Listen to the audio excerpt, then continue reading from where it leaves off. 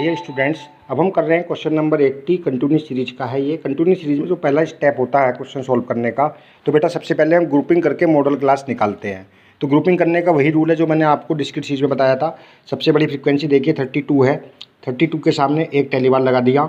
इसके बाद बेटा दो दो के ग्रुप बनाएंगे, 15 और 5 20, 20 और 20 40, 32 और 14 ये हो गए 46, और 14 और 5 19।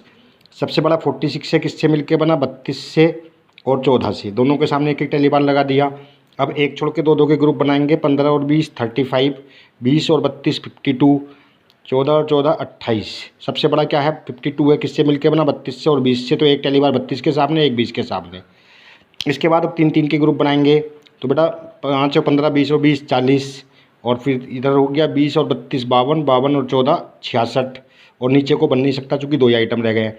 तो 32 20 और 14 से मिलके बना है। तो एक टेलीबार 32 के सामने, एक 20 के सामने और एक 14 के सामने लगाएंगे। इसके बाद बेटा एक छोड़ के 3 के ग्रुप बनाएंगे, तो 15 20 20, यानी कि ये हो गया 20 और 20 40 और 15 55। इसके बाद बेटा 20 32 52, 52 और 14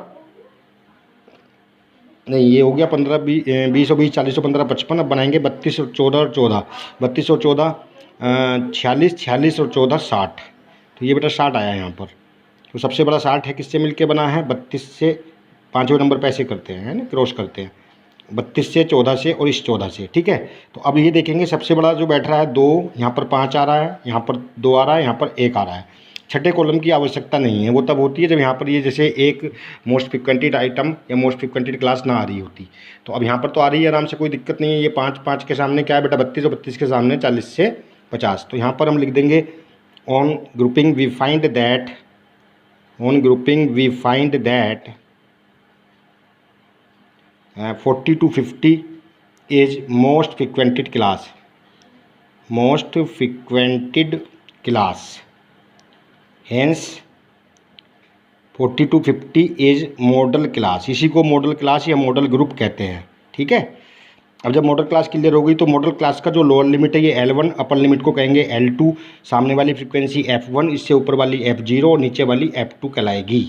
अब फॉर्मूला लगाएंगे, जो मोड का फॉर्मूला है जेट का वो क्या है, L1 plus F1 minus F0 upon 2F1 minus F0 minus F2 into आई।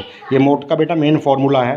अब L1 कितने हैं 40, प्लस F1 कितने थे 32, माइनस F0 कितने हैं 20 अपॉन 2 गुणा 32 माइनस 20 माइनस F2 कितने हैं 14, और इंटू आई है 10। I means difference between model class. ये देखिए, तो अब 40 प्लस 32 में से 20 गए 12, 10 से गुणा करिए 120 हो गए, 32 दूनी 64 और 20 और 14 34, 64 में 34 गए तो कितने बचे बेटा 30।